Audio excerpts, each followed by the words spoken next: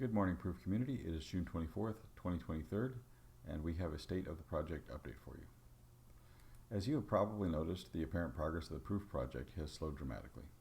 This course was taken due to a number of factors, and I am making this video to address both what we have accomplished and the future of PRüF. First, I'd like to go over some of our successes. We have created the premier decentralized protocol and secure multi-chain operating system for asset creation using digital identity, establishing and managing asset ownership, establishing asset provenance, creating and managing creator royalties, assignment of subsidiary rights, enabling durable, upgradable digital assets, enabling the secure creation of customized asset feature sets and the extensibility of the PRüF protocol for other use cases,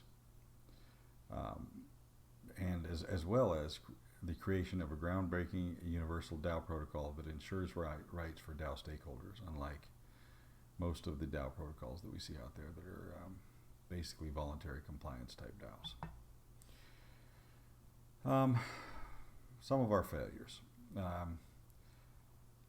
I would say the primary failure that we have run into in the project is a failure to find a substantial product market fit.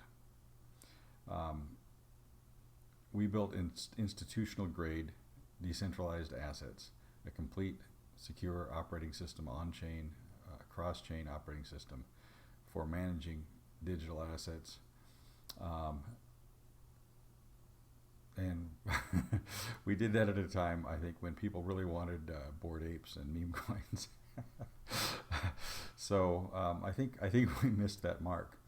I think we're a little bit maybe ahead of our time in this market. I do believe that we're going to see the advance of blockchain technology and decentralized ledgers in the management of digital assets. I don't think we were wrong about that, but I do think that it's going to take more time before people are, ready to work in that space, especially considering how the real proliferation and growth in the space has been largely in things that are kind of difficult to take really seriously.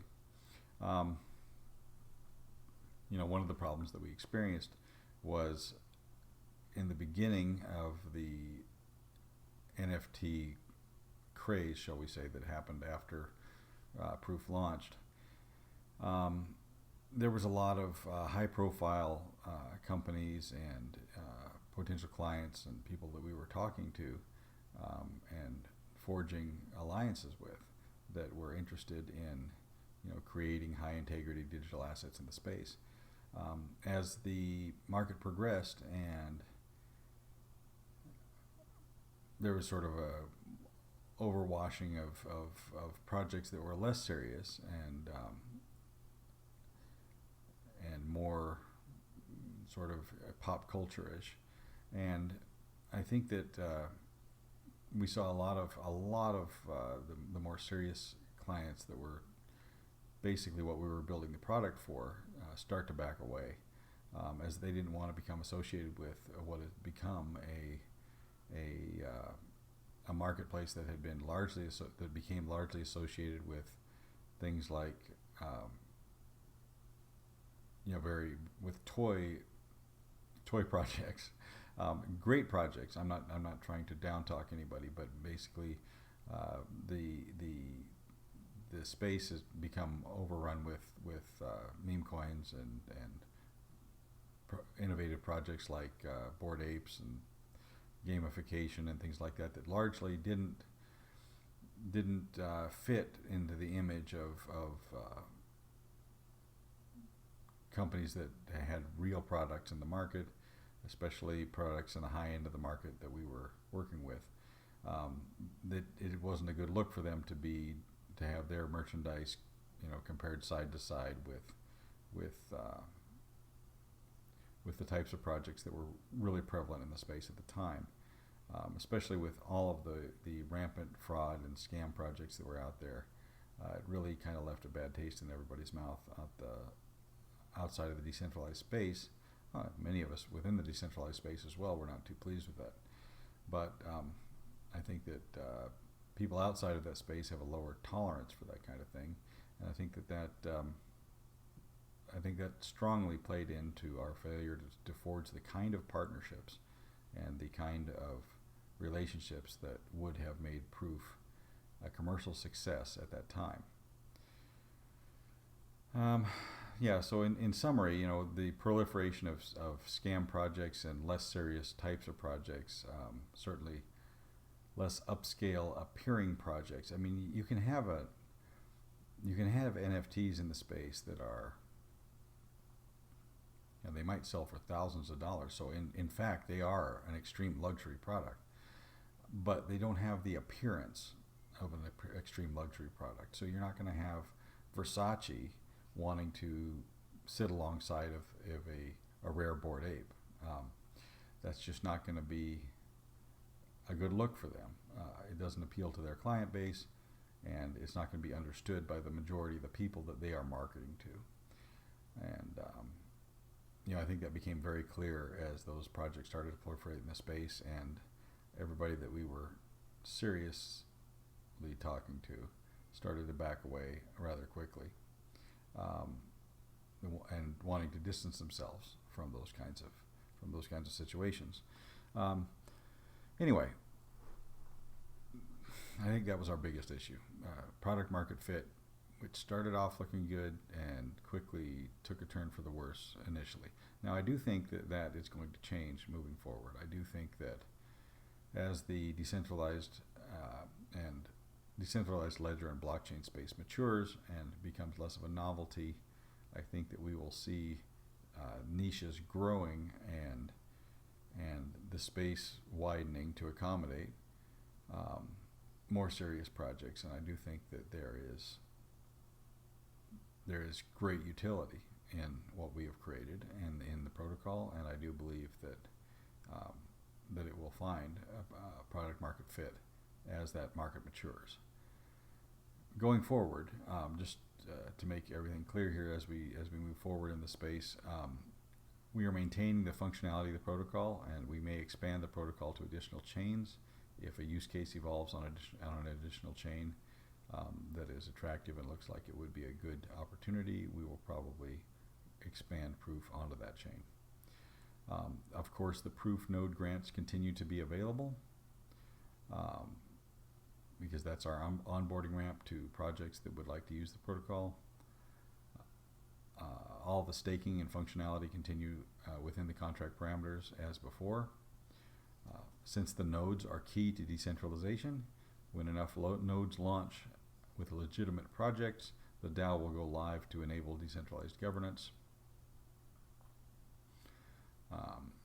Decentralized machines and the PRüF team will continue to work on projects in the decentralized space.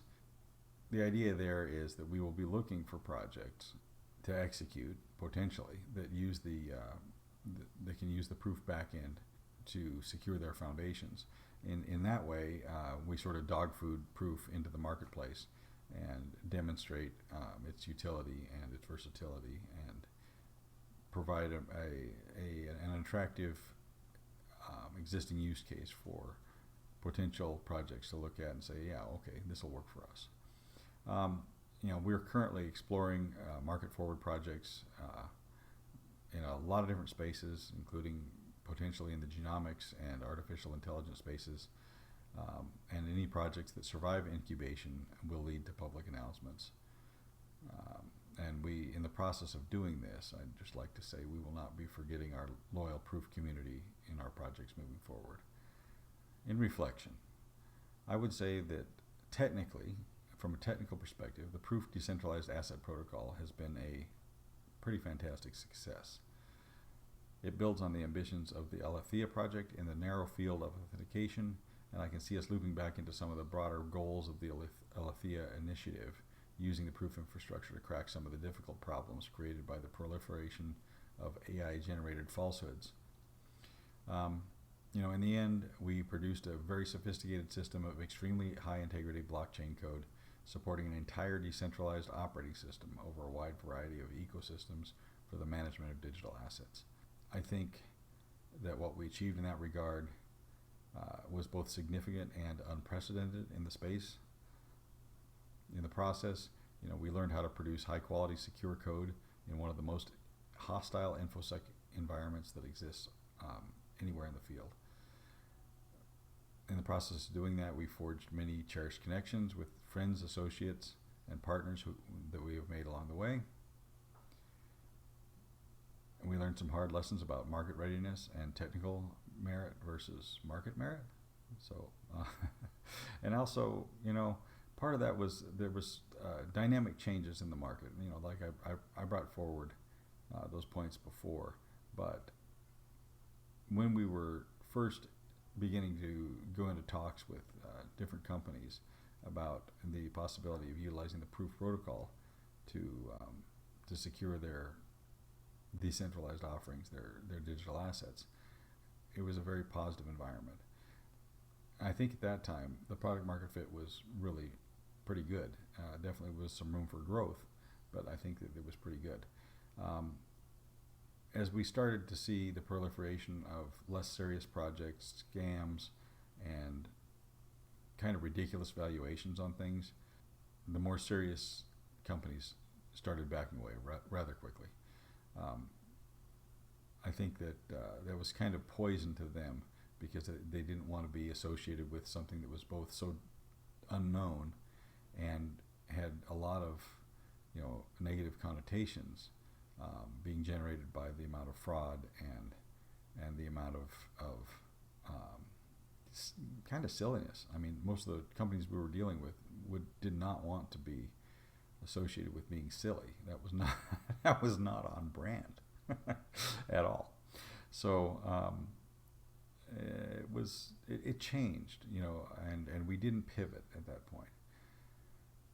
Perhaps we should have pivoted towards the silliness. I'm not quite sure how we would have done that, but I think if there was something that we could have done differently, it would have been to pivot away from our idea of a high integrity marketplace and move more towards something that catered to the maturity of the market at that time. I'm not sure if I had the choice to do that again, if I would. I don't think that would have been a worthwhile thing to do, even if it might have been profitable. Ultimately, we created a powerful and useful tool that we hope someday will serve as the foundations of and inspiration for a new generation of decentralized governance and individual empowerment. We'll be applying these valuable accomplishments and lessons going forward, and we will not forget the contributions, loyalty, hard work, and dedication of those partners and community members that have accompanied us on this journey. We will definitely be working on ways to be inclusive of those individuals and entities in our ongoing work and in the development of PRüF moving forward. That's all I have for you today. As other things come up, we may make more announcements. I would expect them to be quite sparse, at least at this time. And I appreciate your time, and I hope that this has answered some of your questions.